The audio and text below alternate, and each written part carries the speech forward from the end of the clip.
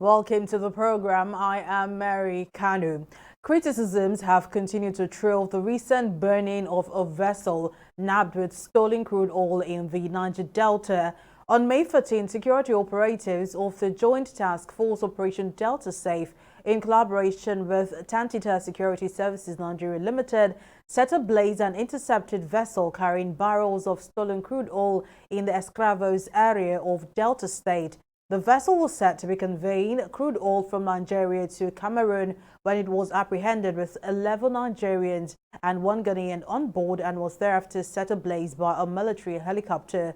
According to the Executive Director of Operations and Technical at Tantita Security, Captain Wared Enisro, and the Commander of the Joint Task Force Operation Delta Safe, Rear Admiral Olusegun Ferreira, the oil cargo was illegally sourced from a well-jacketed offshore in Ondo State with no valid documentation at the time of the arrest. Now, according to them, the vessel had operated in stealth mode for the last 12 years.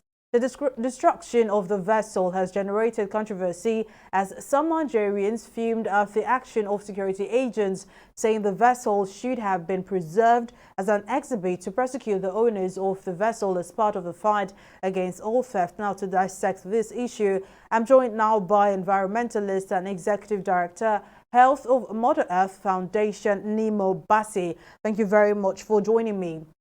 Now, this operation has caused, considerable unease among stakeholders in the oil and gas industry, the maritime space, law enforcement, even with ecological conservation activists. But let's have your thoughts on this move by the security operatives. I believe that the blowing of that vessel is the most scandalous thing that we've seen in terms of environmental damage that is willfully and knowingly done.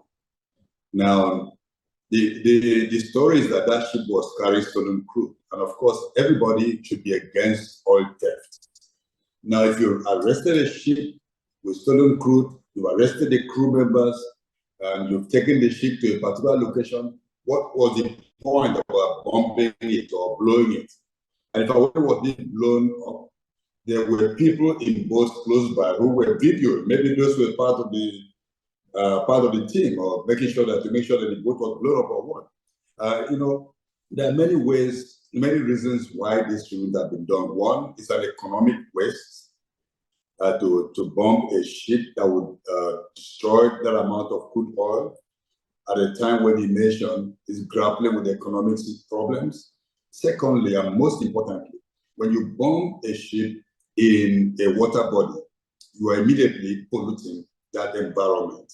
And from what we've heard, this appears to be one of the highest single incident in which so much crude oil was dumped into our water bodies. Now, don't forget that the Niger Delta experiences continuous oil spillage every single year. And to now add this to that amount of damage that's already done was very insensitive, very much against the rights of nature, against the quality of the biodiversity in that water body, against the livelihoods of the people, fisher folks who depend on fisheries for their livelihood. And it's also a poison for everybody who eats fish from the water system that was attacked. There was totally no reason whatsoever. What we hear is that it was done to teach a lesson to all thieves. But this is more a lesson that the people are not safe, than that anybody should not steal crude oil.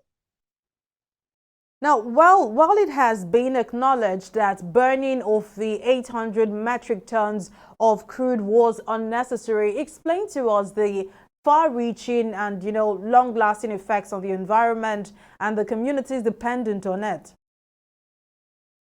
Now, let me begin by saying, first of all, that life expectancy in Niger Delta is 41 years compared to the national average of 56 for women and maybe 53 for men. So this is scandalous life expectancy, and it's all because of hydrocarbons pollution. We read recently from the Bayelsa Oil and Environment Commission report, which was ordered by the Bayelsa State government, that the per capita contamination or pollution in Bayelsa State is 1.5 barrels.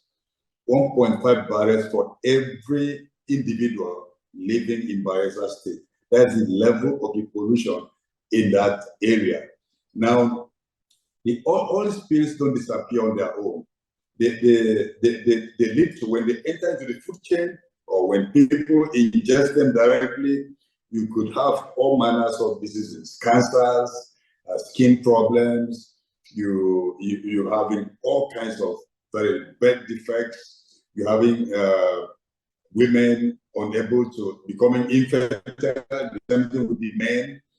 And it is something that should never ever be allowed to happen. If a ship is to be taken out of commission, it should normally be taken to evacuate the crude oil from it, take the ship to a dock here, a place specially designed for dismantling ship, and then the ship will be broken into pieces. But they just bomb this. It's carrying on the tradition that we've seen the Joint Task Force in the Niger Delta bombing boats that carry stolen crude, barges, and also bombing illegal refineries.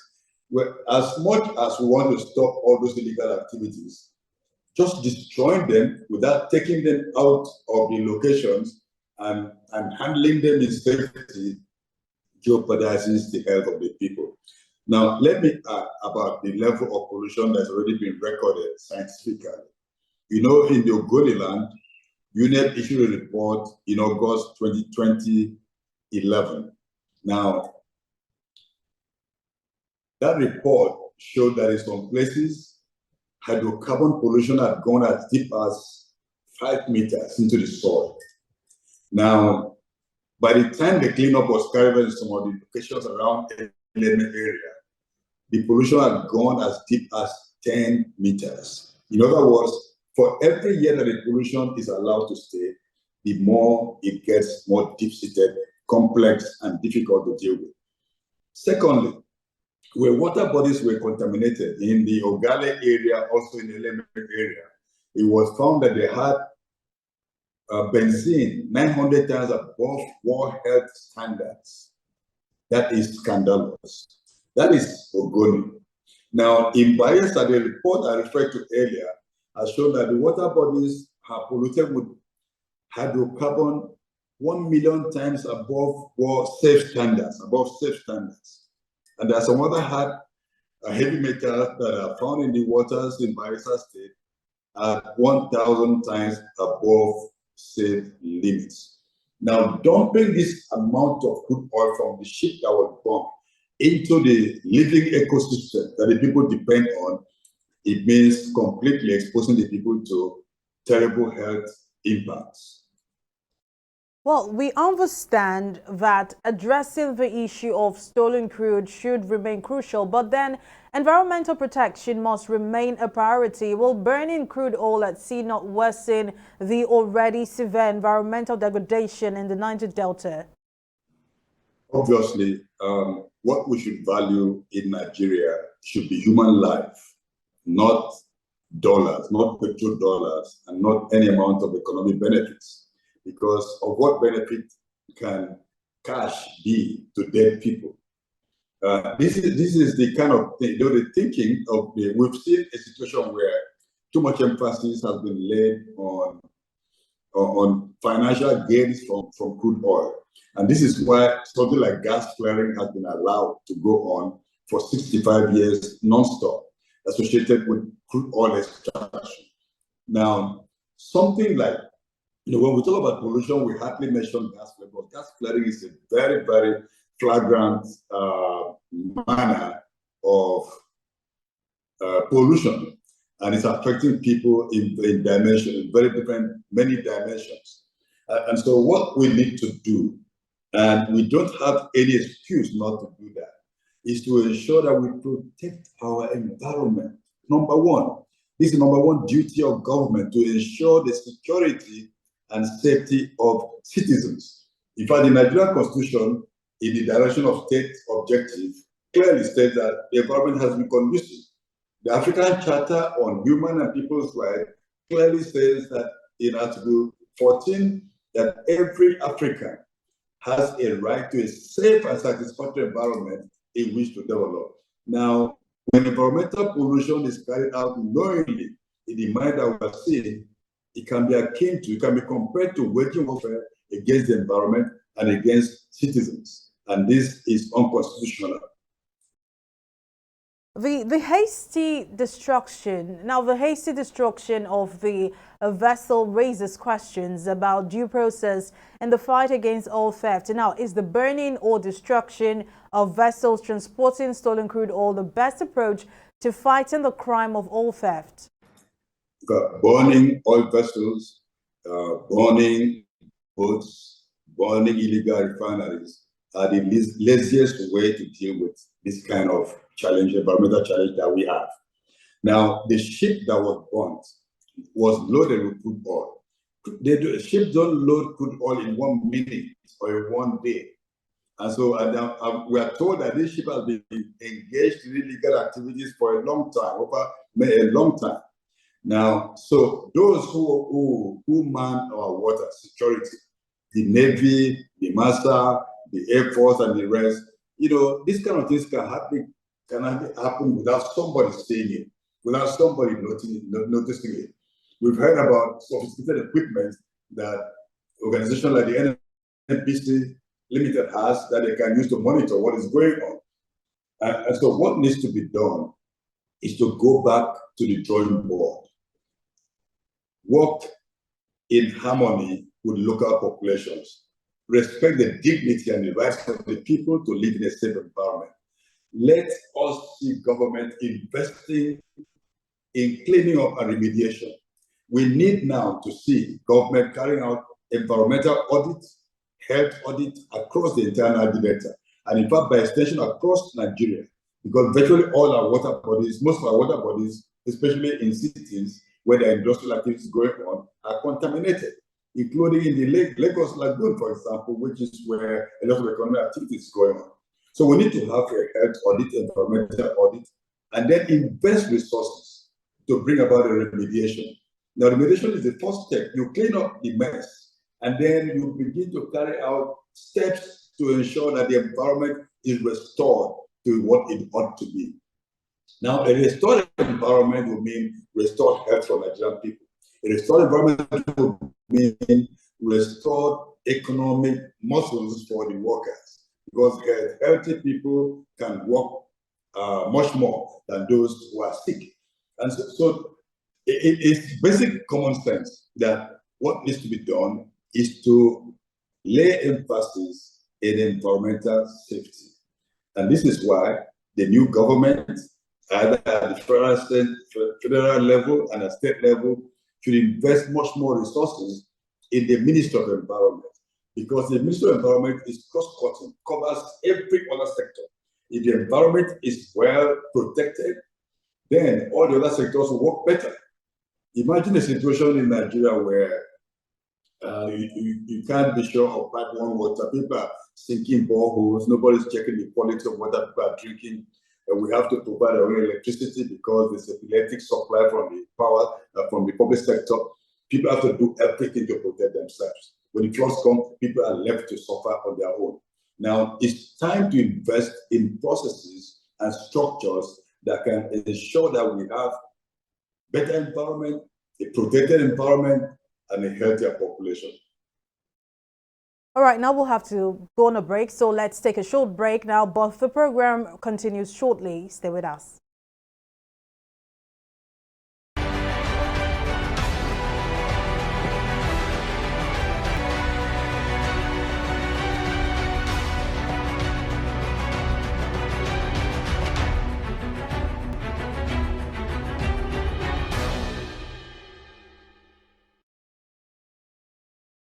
Welcome back to the program. We've been speaking to environmentalist Animo Basi on the recent burning of a vessel nabbed with stolen crude oil in the Niger Delta and how damaging such acts are to the environment. Now, Basi, the burning of vessels used for crude oil theft is now a common practice and also entails destroying evidence that would aid investigation and prosecution. Now, if you do not agree with this process, how would you expect that the fight against oil theft will be won?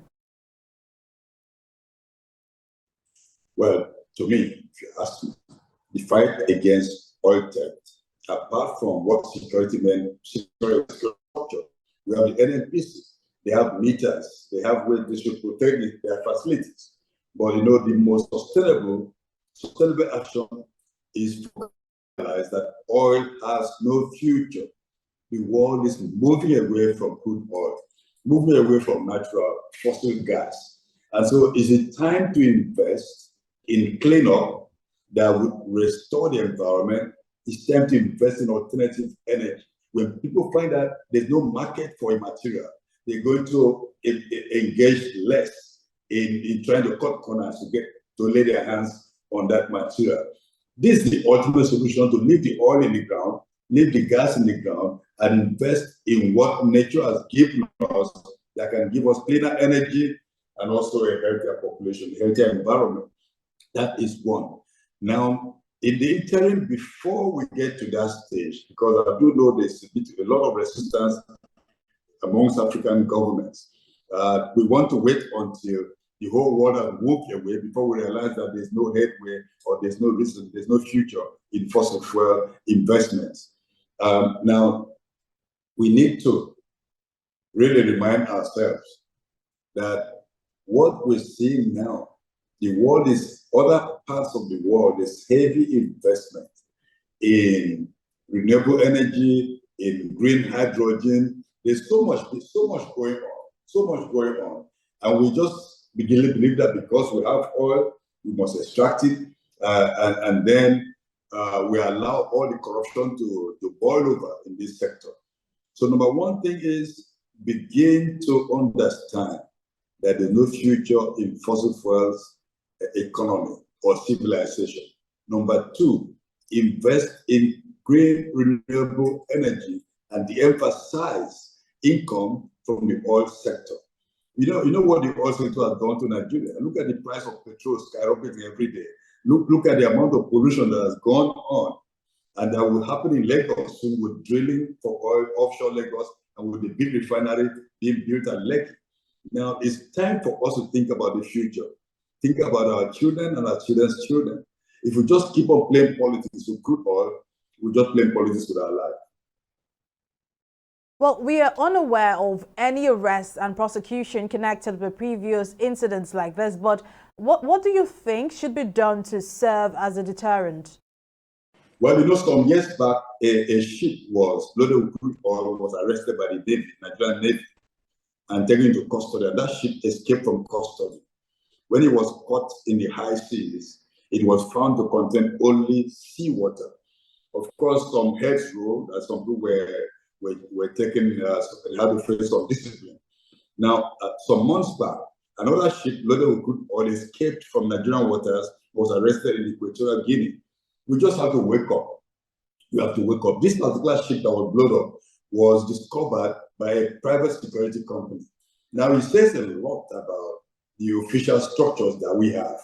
It says a lot about the kind of security that we have in our water bodies. 90% of seaborne land pollution in the Gulf of Guinea is traceable to the waters of the Niger Delta. I mean, this is scandalous, that we are not only contaminating our waters, we are contaminating the entire Gulf of Guinea, putting other Africans to great risk. And so there's no way anybody can justify blowing up that ship. And I think there should be a proper investigation to find out why that happened and to ensure that it never, ever happens again.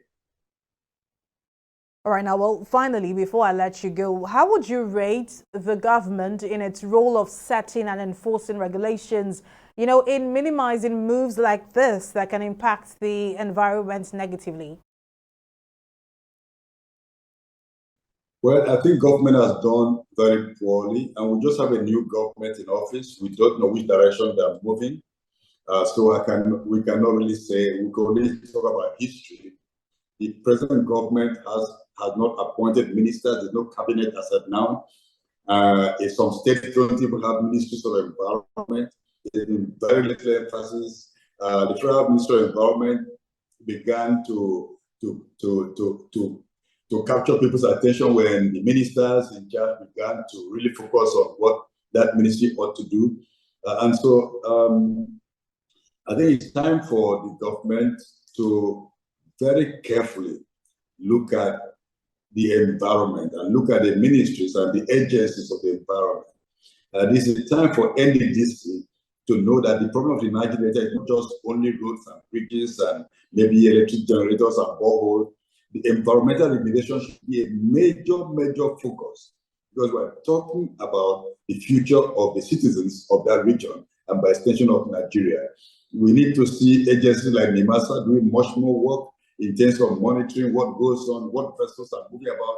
And of course, the Joint Task Force should just, beyond looking for what to blow up, should do the job of securing our waters. No ship can enter Nigerian waters unannounced, and without, it's like aircraft coming to Nigeria without the airport authorities being aware of the Air Force. Nobody's aware of which aircraft is coming, passing airspace or coming to our airports. This is unacceptable and shouldn't be allowed to continue to happen. All right, now, Executive Director, Health of Mother Earth Foundation, Enimo Basi, thank you very much for your time. Well, that's how much we can take on this edition of the program. Thank you for watching. I am Mary Kanu.